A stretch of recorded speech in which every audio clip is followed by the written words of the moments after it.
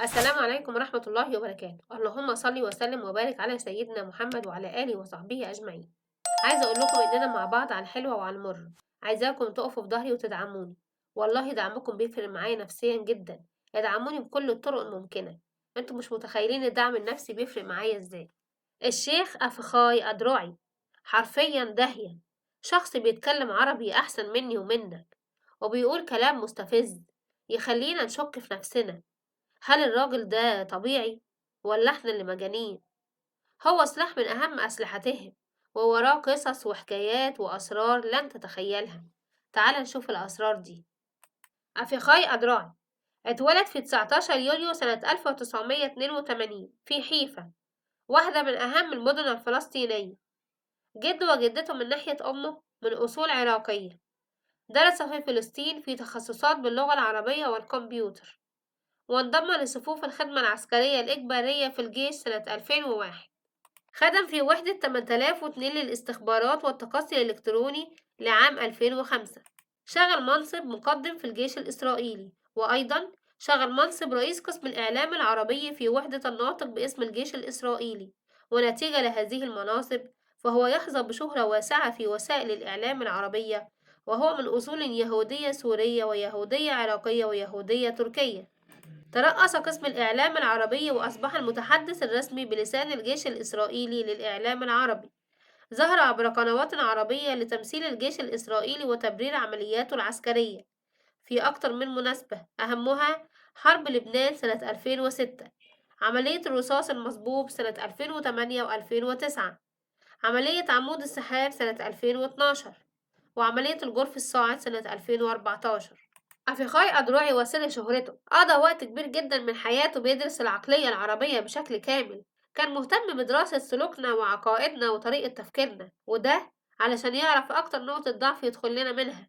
اتعلم لغتنا ودرس وثقف نفسه في ديننا، ولقى إن أكتر حاجة ممكن يأثر بيها على الوطن العربي هو الدين الإسلامي. علشان كده هو ركز على حاجتين: أول حاجة التحدث باللغة العربية بطلاقة، تاني حاجة الدين. علشان كده تعمق في الدين بتاعنا زي ما بيستعرض في فيديوهاته بالدين الإسلامي بتاعنا،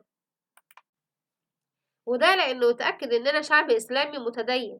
عايز تقنعه بأي حاجة سهل جدا تقنعه عن طريق الدين، وده اللي هنلاحظه من شخصيته في استغلاله للدين. أفخاي أدرعي طلع قدام الناس كلها وفتح المصحف وبدأ يتكلم عن السلم والسلام. أنا أقرأ القرآن، استوقفتني هذه الآية الكريمة من سورة الأنفال آية 61: وإن جنحوا لسلم فاجنح لها وتوكل على الله إنه هو السميع العليم. إنها تعني الكثير، فالإسلام يدعو إلى السلام، بل ويدعو المسلمين لأن يكونوا أول المبادرين إلى ذلك، حقنا للدماء وإبقاء على الأمن والأمان والعلاقات الإنسانية، وتفضيلا للاستقرار والازدهار. طبعا هو بيناقض نفسه ومش فاهم بيقول ايه. وبطل تستغل الدين علشان محدش هيصدقك. ما ينفعش يبقى فيه سلام ظاهري وانت بتمنعني من تأدية صلاتي وبتنهب خيري. أفيخاي أدرعي شخص قلبه طاهر جدا، وبيلقي خطبة يوم الجمعة يوعظ الناس ويدينا نصايح من الإسلام. والله ده كتير علينا. حتى شوف الفيديو ده كده. القرآن ليوم الجمعة إلا المفترين والظالمين، ويحق الله الحق بكلماته ولو كره المجرمون، إلا الحاقدين. أم حسب الذين في قلوبهم مرض أن لن يخرج الله أدغانهم، وإلى الباغضين اتقوا الله واصلحوا ذات بينكم. جمعة مباركة. حرفيا بيخلي دماغنا تعمل ايرور. هو انت تبع مين بالظبط أيها الأفخاي؟ قول انت تبع مين؟ أتصفح هنا بعض ذكريات حين كنت في مصر في أيام الثانوية العامة، ذكريات جميلة تعرفت فيها على أصالة الشعب المصري المضياف وعاداته وتقاليده. هنا على سبيل المثال زيارة قبر الزعيم الراحل محمد أنور السادات، طبعا صور من المتاحف العسكرية المدنية الوطنية، النيل، طبعا الفلوس المصرية أيضا حافظتها لنفسي، الأهرامات، أبو الهول، سوق خان الخليلي وغيرها من الأماكن السياحية الخلابة في مصر. فتحية إلى الشعب المصري، تحية إلى مصر، وتحية إلى نيل مصر. تحياتي. مش مش هو ده اللي اداهم على دماغهم في 6 أكتوبر ولا أنا بيتهيألي؟ هو عايز يورينا قد إيه هم عندهم سلام نفسي وبيحبوا السادات. ولو عايز تعرف إن أفخاي محترم شوف الفيديو ده. أنزلناه قرآنا عربيا لعلكم تعقلون. مكانة اللغة العربية العالية محفوظة في القرآن الكريم، فهي لغة هذا الكتاب المقدس، ولكن للأسف هناك بعض المتابعين الذين يختارون تدنيسها بشتائم، وأنا أرى ذلك من خلال بعض التعليقات على صفحتي.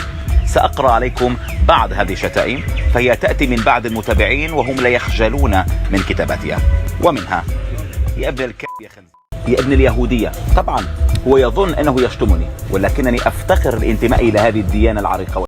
هيحاول يقنعك إنه شخص مسالم جدا، مش بيشتم أي حد ولا بيرد الإساءة بإساءة زي الدين ما قال بالظبط. اللهم قوي إيمانك. بارك الله فيك أيها الأفخاي وحفظك في ثلاجة الموتى. أفخاي وأمثاله يا جماعة مجندين، وكل دي أقنعة بيخفوا بيها الحقيقة بتاعتهم، وهم نفس الناس المحتلين أرضنا وناهبين خيرنا، وهم برضه سبب المصايب كلها. هو مجند هدفه التأثير على الشعب العربي. احنا بنقولك احنا فاهمينك، ووفر نصايحك لنفسك، واحنا واثقين إننا على حق.